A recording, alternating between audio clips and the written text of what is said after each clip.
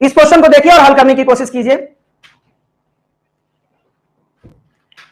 इस क्वेश्चन को देखिए और हल करने की कोशिश कीजिए। बहुत ही मजेदार प्रश्न है, आपके स्क्रीन पर शो हो रहा है। ये एक निश्चित साधारण ब्याज की दर पर, एक निश्चित साधारण ब्याज की दर पर 6,000 रुपया 4 वर्षों में 7200 रुपया हो जाता है। यदि ब्याज की दर 1.5 गुनी कर दी जाए तो 4 वर्षों में मिश्रधन हो जाएगा। ये देखिए कितना मजेदार प्रश्न आपके सामने रखा गया है। बहुत ही मजेदार प्रश्न है आपके सामने ये। इस क्वेश्चन को देखिए, हल करने की कोशिश करिए। एग्जाम में पूछा गया प्रश्न है, कई बार इस प्रकार के प्रश्न मिले हुए हैं।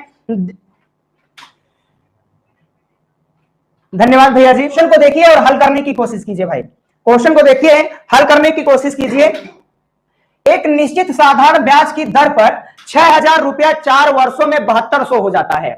यदि ब्याज की दर 1.5 गुनी कर दी जाए तो 4 वर्षों में मिश्रधन हो जाएगा।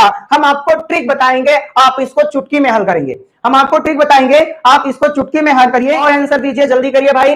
देखिए, ब्याज की जो दर है वो हमको पता नहीं है, ब्याज की तो दर है वो हमको पता नहीं है, लेकिन ब्याज की जो दर है वो बाद में 1.5 गुनी कर दी जाती है। तो 4 वर्षों में मिश्रधन पूछा जा रहा है। 6,000 रुपया लगाया गया, 4 वर्षों में मिश्रधन 7200 रुपया हो गया। उसके बाद जब फिर ब्याज लगाया जाता है तो ब्याज 1.5 गुना कर दिया जाता है। दर जो है वो 1.5, ऑप्शन नंबर सी आ रहा है भाई अब आंसर। और जवाब दीजिए आप लोग। कहा जा रहा है 4 वर्षों में मिश्रधन क्या हो जाएगा। एकदम सिंपल सा हम आपको ट्रिक बता रहे हैं, दिमाग में बांध के रखिए इसको, कभी भी इसको दूर ना जाने दीजिएगा। इस तरीके से पढ़िए, इस तरीके से सोचिए, इस तरीके से याद करिए कि अगर आप कभी भी सोए हो और आपके दिमाग में कुछ चल रहा हो तो केवल यही चल रहा हो जो हम आपको ट्रिक बता रहे हैं। देखिए इसमें ट्रिक क्या होगा, आपको ऐसे प्रश्न को हल करने में ब्याज पर ध्यान देना है, ऐसे प्रश्नों को हल करने में ब्याज पर ध्यान देना है। हम इंटरेस्ट को मानते हैं कि पहला इंटरेस्ट I1 है, दूसरे को I2 मानेंगे। और यहां देखिएगा आगे क्या होगा, ये जो आप देख रहे हैं 1.5 गुना ना, इसको हम n मानेंगे। ध्यान दीजिएगा, n मानेंगे। पहले ब्याज को I1, दूसरे ब्याज को I2 मानेंगे। और जो गुने 2 गुने 4 गुने 10 गुने की बात की जाएगी उसको स्मॉल n मानेंगे। और हम सूत्र क्या बनाएंगे, सूत्र हो जाएगा हमारा I2 equal to I1 into n।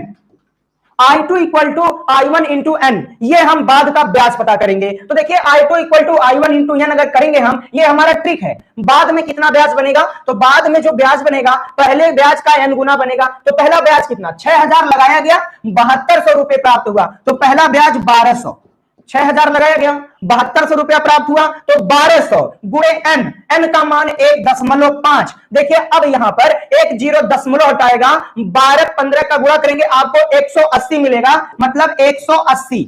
उसके बाद यहां देखिएगा एक 0 और हो जाएगा, 1800 रुपया। 1800 रुपया ये ब्याज है। लगाया कितना गया था, 6,000। तो 6,000 लगाया गया, यहां पर देखिए 1,800 रुपया ब्याज बना। तो कुल मिला के बन गया आपका कितना, 6,000 और 1,000 7,800 रुपया। ऑप्शन नंबर ए आपको मिलता है, 7,800 रुपए मिलेंगे। देखिए आप लोगों के आंसर जो आए हैं वो कहीं मैच नहीं कर रहे हैं। देखिए हमें यह लग रहा है कि जितने लोग लाइव जुड़े हुए हैं, आप लोगों के लिए ये क्वेश्चन कहीं ना कहीं आपको पहली बार मिला होगा, नया मिला होगा, इसलिए आपका आंसर पूरा सही नहीं आया है। कमेंट करके बताइए जो हमने ट्रिक बताया वो आपको समझ में आई कि नहीं, जो हमने आपको ट्रिक बताया है वो समझ में आया कि नहीं, कमेंट करके बताइए। एकदम सिंपल सा क्वेश्चन है, दिमाग लगाना है आपको, ट्रिक याद करेंगे। हमें क्या करना है, हमको जी बैंकिंग का भी पढ़ाया जाता है। यहां आपको जो मैथ के कंटेंट दिए जाएंगे, हम ये दावे के साथ कहते हैं कि कहीं भी आपको इस तरीके का ट्रिक शॉर्ट फॉर्म नहीं मिलेगा। आप रेगुलर बने रहिए, आपको हर जगह से कुछ ना कुछ अलग मिलेगा, ये हमारा दावा है।